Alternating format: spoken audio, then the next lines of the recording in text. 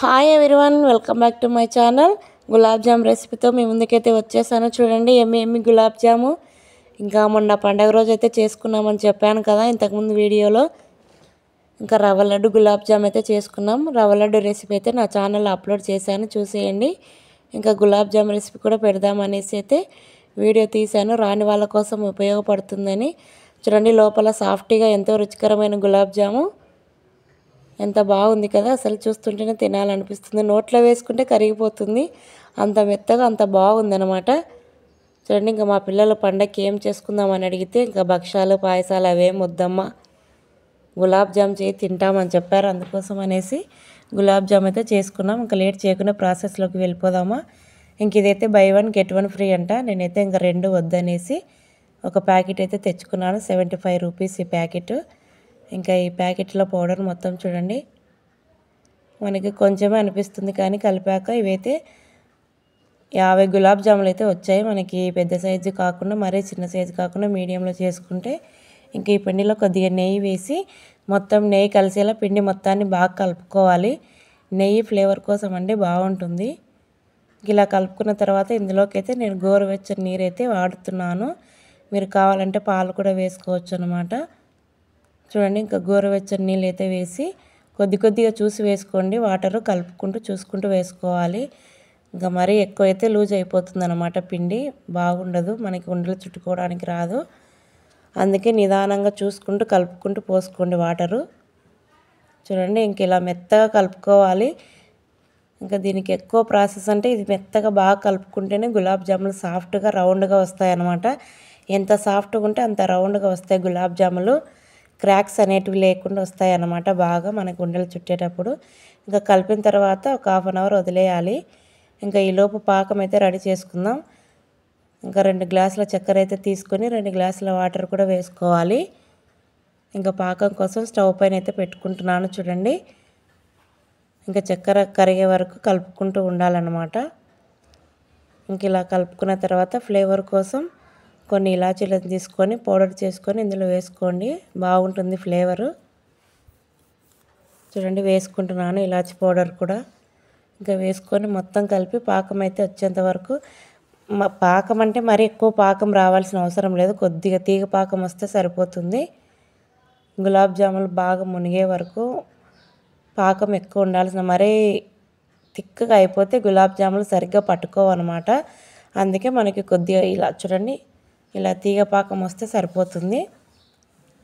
ఇంకా పాకం కూడా రెడీ అయిపోయింది. ఇంక ఇది చల్లారేలోపు మనం రెడీ చేసి పెట్టుకున్న పిండిని ఉండలైతే చుట్టుకోవాలి. చూడండి చూసేద్దాం. ఇంకా చాలా మెత్తగా అయిపోయింది. ఇలా వదిలేయడం వలన పిండి చాలా సాఫ్ట్గా అవుతుందన్నమాట.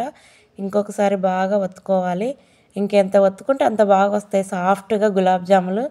చూడండి ఇంక ఇలా బాగా ఒత్తుకున్న తర్వాత ముందుగా వీటిని అయితే 4 భాగాలు అయితే చేసి పెట్టుకొని ఇంకా మనము గులాబ్ జాములు ఎంత సైజు చుట్టుకుంటామో అలా పీసెస్లో చిన్న పీసెస్లో చేసుకోవాలి. ముందుగా అయితే చూడండి ఇలా ఇంక ఈ 4 భాగాలని చిన్న పీసెస్లో చుట్టకుండా ఇలా పెట్టుకున్న తర్వాత మనం కొంచెం చేతులకు నెయ్యి కానీ లేదా వెన్న లేకుంటే ఆయిల్ అయినా రాసుకోవచ్చు.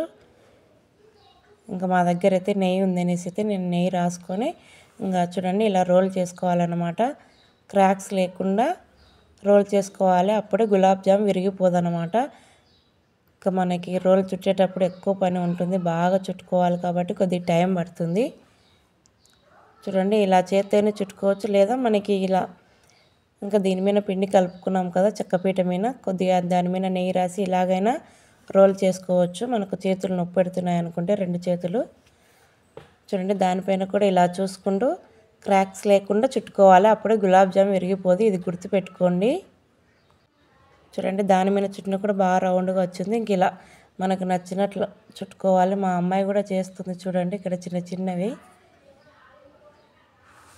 చూడండి. మా అమ్మాయి కూడా క్రాక్స్ ఏం లేకుండా బాగా చుట్టిందనమాట. ఇలా ఉండలన్నీ రౌండ్ చేసుకున్న తర్వాత ఇంకా డీప్ ఫ్రైకి ఆయిల్ అయితే పెట్టుకున్నాను. ఇంకా పాకం కూడా చల్లారిపోయింది. మనకి వద్దనుకుంటే ఇలాచీల తొప్పలు తీసేసుకోవచ్చు అనమాట. ఇంకా ఆయిల్ మరి ఎక్కువ హీట్ కాకూడదు, మీడియంలో హీట్ అయిన తర్వాత ఇంకా చిన్న ఉండలు అయితే వేసుకోవాలి.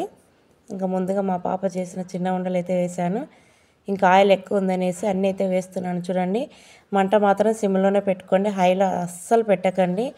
మనకి లోపల వేగకుండా పైన మాత్రం వేగుతుంది, లోపల పిండి పిండి ఉంటుందన్నమాట. అందుకోసమే మంట సిమ్లోనే పెట్టుకొని బాగా వేయించుకుంటే లోపల దాకా వేగుతుంది.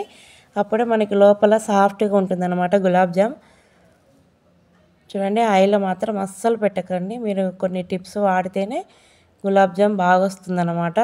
కలిపేటప్పుడు మెత్తగా కలుపుకోవాలి, రోల్ చేసేటప్పుడు క్రాక్స్ లేకుండా రోల్ చేసుకోవాలి.